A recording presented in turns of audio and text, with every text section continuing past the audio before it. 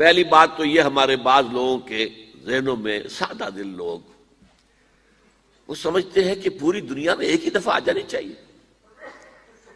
یہ کوئی علاقائی خلافت تو نہیں ہو سکتی، خلافت تو عالمی ہوتی ہے.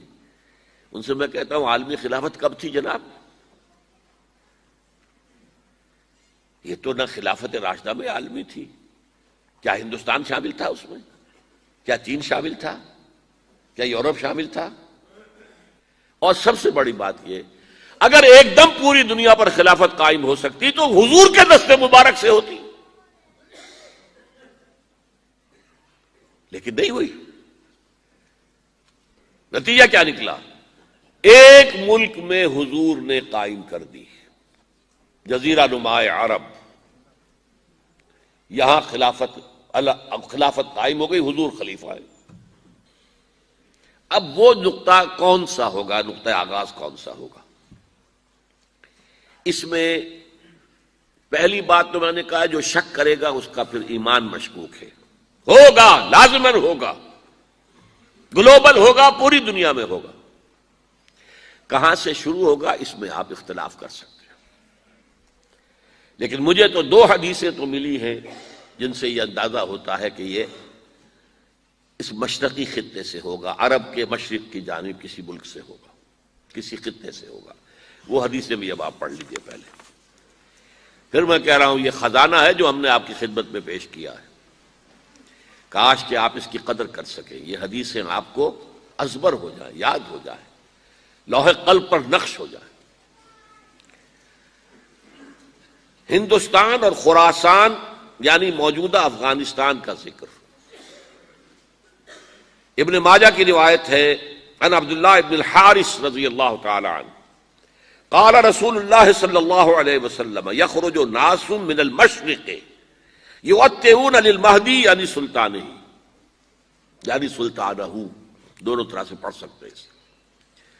حضرت عبداللہ ابن حارث فرماتے ہیں رضی اللہ تعالی عنہ کہ حضور نے ارشاد فرمایا مشرق کی طرف سے وہ فوجیں نکلیں گی، لوگ آئیں گے جو عرب میں مہدی کی حکومت قائم کریں گے.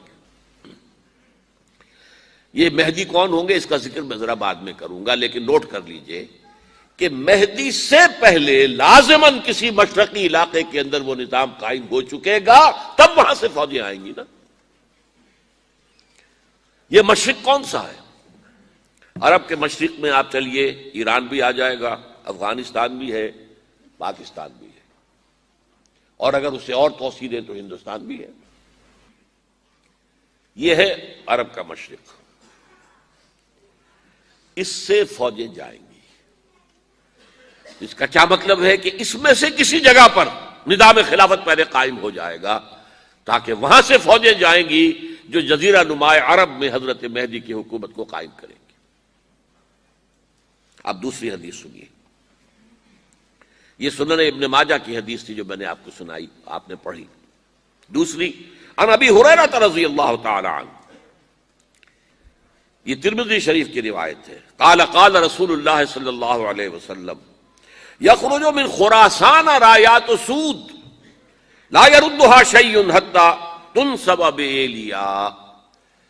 خراسان کے علاقے سے سیاہ جھنڈے لے کر فوجیں آئیں گی، ان کا رخ کوئی موڑ نہیں سکے گا، ان کو پیچھے پھیر نہیں سکیں گے کوئی بھی، یہاں تک کہ وہ یروشلم میں جا کر جھنڈے نصب کر دیں گے. ایلیا حضور کے زمانے میں یروشلم کو کہتے تھے.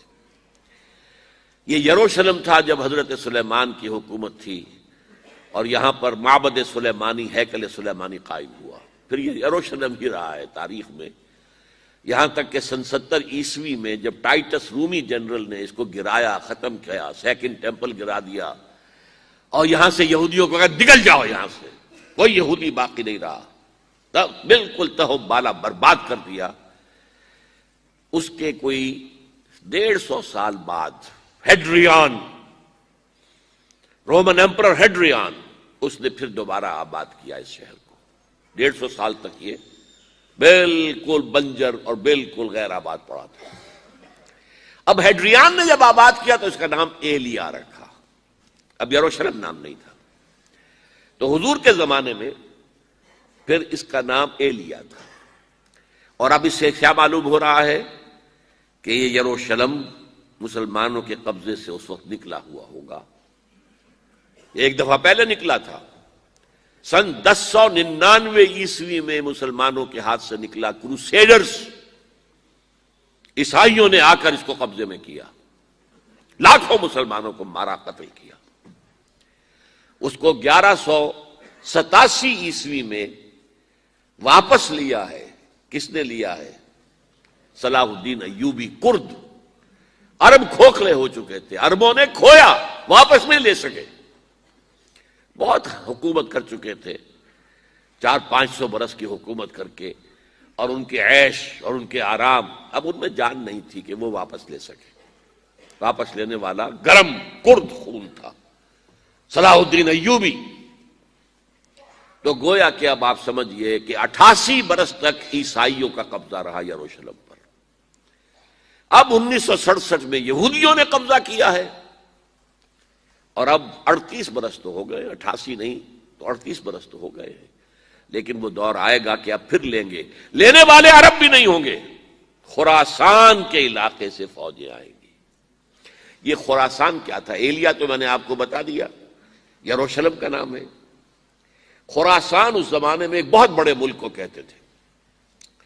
کچھ حصہ پاکستان کا بھی اس میں شامل ہے، کچھ حصہ ایران کا بھی ہے. ایران کے اس حصے کو اب بھی خراسان کہتے ہیں. وہ ایک صوبہ ہے، خراسان ایک صوبہ ہے ایران کا، چھوٹا سا.